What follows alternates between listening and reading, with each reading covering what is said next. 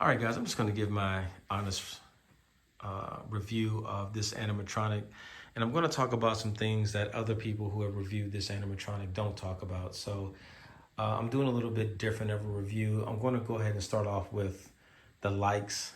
Of course, it's really cool, unique idea that Home Depot came out with this scene with the actual scientists and the mini scientists. I do like the audio and what they actually say when they're speaking. I like the electric shock and all of that. It's really cool and unique prop, unique animatronic. But I think the coolest thing is the look of the scientists with the goggles and the wild hair and the lab coats.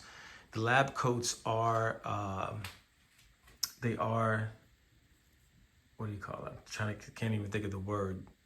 When something looks used, or I can't think of the word at the moment, but yeah, they do come already with a used type look, as if like they have been, I don't know, working in the lab for years and have never washed their lab coat. I don't know if I got this, because I got this one used, so I don't know if everyone's is as dark as mine. I've seen other people review this product, and I do see some of the wear in the lab coats, and I can see some of the dirt picking up on the camera, and the green stains are so blended in that I actually thought this was mold when I got it. I thought that the previous owner of this kept it outside and it just got dirty on its own. And that could be the case to a certain degree, but this is supposed to look used and worn and frayed. And so mine, I don't know if mine's just different or if it really is the elements that added to the effect, but mine definitely looks worn. And it looks so bad that I actually washed it and nothing came out, which was the interesting thing, because if this was real dirt, and I don't know if the camera's really picking this up, the brown, like used look of the coat, some type of dirt would have gotten in the water. When I washed this thing, it was like very little dirt that came out of it. And I actually put it in white vinegar and tried to soak it to get the stains out. But this is actually, I think, built into the lab coat. So I didn't know that until after the fact, but it definitely gives a good used, worn look to the whole appearance of the scene. I do like the beacon that he's holding with the skull head and the lights up is really cool. I do like the goggles and the hair. I do like the actual power box that lights up and shakes and vibrates and gives the electrical shock look. I like the wires and how they look used and are live. But let me go into the flaws of this thing. Number one, I don't understand the whiting in a lot of the facial area, especially in the nose and chin. I don't understand why they made it that white. They should have added more of a flesh tone color, because it looks like he has on sunblock on his nose. And I don't really understand why they went for that look. Another thing that you're going to probably have an issue with is his head actually is lower than what it is now if you were to put it in correctly. And there's a plastic chest plate right here where when he talks, the chin hits the chest plate and makes that loud clacking noise when he talks. Well, what I ended up doing was I ended up putting, I got a plastic bag, tore it in half, put the plastic bag in this piece right here to fill it up some. So now the head sticks up a little bit out of this hole that he's supposed to go down. And because it sits up a little bit higher, his chin doesn't hit the plastic right here. So he talks just fine without that loud noise. So that's just a quick hack if you want to try to fix that if it's clattering too loud. Some people don't mind, but it is kind of loud. So I would definitely try to do the same as I did to avoid that noise. Another thing that I don't like is I think that I think he is supposed to be posable, and he is to a certain degree, but the way that his hand is actually like in a claw type mode. It looks kind of weird to have him like in a waving scene, like he's waving at someone. Plus, he just doesn't look like he's the type of guy that would wave at somebody. So even though he may be a little bit posable, with the way his hand is clawed up, it doesn't give you many options to change that that effect as far as moving his arm around. Some people have it to where he's holding the beacon from the bottom of his other hand.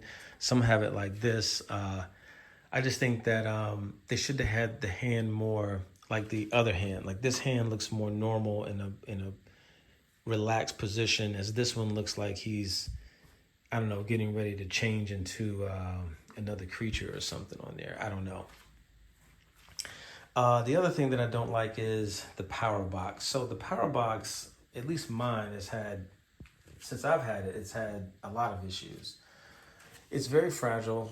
it's not put together properly. As you can see up here, there is already some chipping in the plastic because it's not lined up correctly. When you open this thing, there is a spring right here that you see that I had to disconnect because the spring actually tries to keep this closed, which I guess is good for weatherproofing or whatever.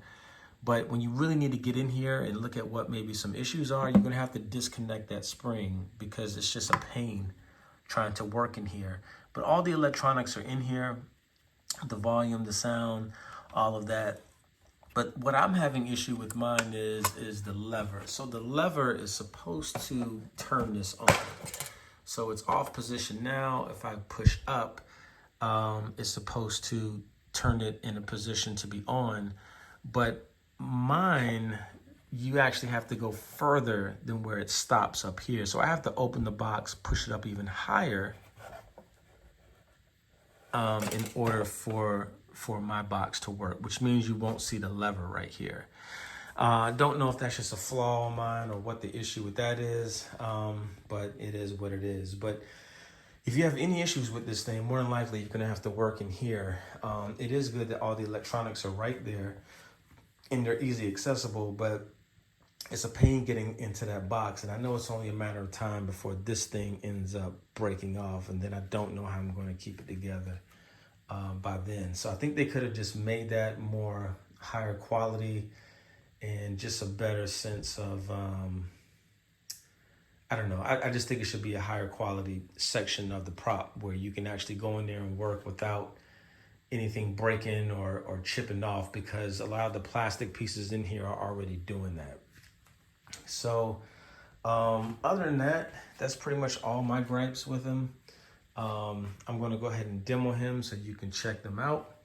And that's pretty much my review. I'm not going to do anything after I demo it. But if you can get this at a good price, I do definitely recommend them. I've seen them go as low as 150 used, and that is in working condition. And I've seen them go as low as 50 to 70. No, I'm sorry. I've seen it, I think 75 or 80 as a static prop, where they are no longer working. And that's just in my area, in the Central Florida area, where I've seen the prices go. But I have seen these go as high as 350 in good working condition as well. So if you can grab one, I definitely recommend it. This thing is tall. I'm 6 foot. This thing has to be about 7 feet tall. A lot bigger than I thought as far as the height of the adult scientist. So without further ado, let me go ahead and do the demo. We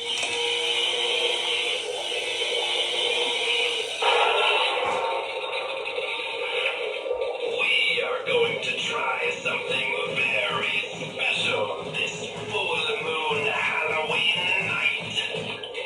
Hold on tight. Don't move a muscle. Are you sure this is gonna work, boss? This might pinch a little. Ready?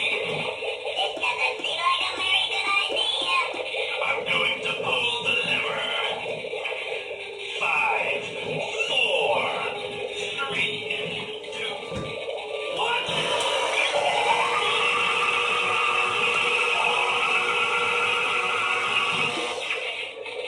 Wow! That was amazing! I feel so energized! Can we do that again? How do I look? You look marvelous. You're a scientific miracle.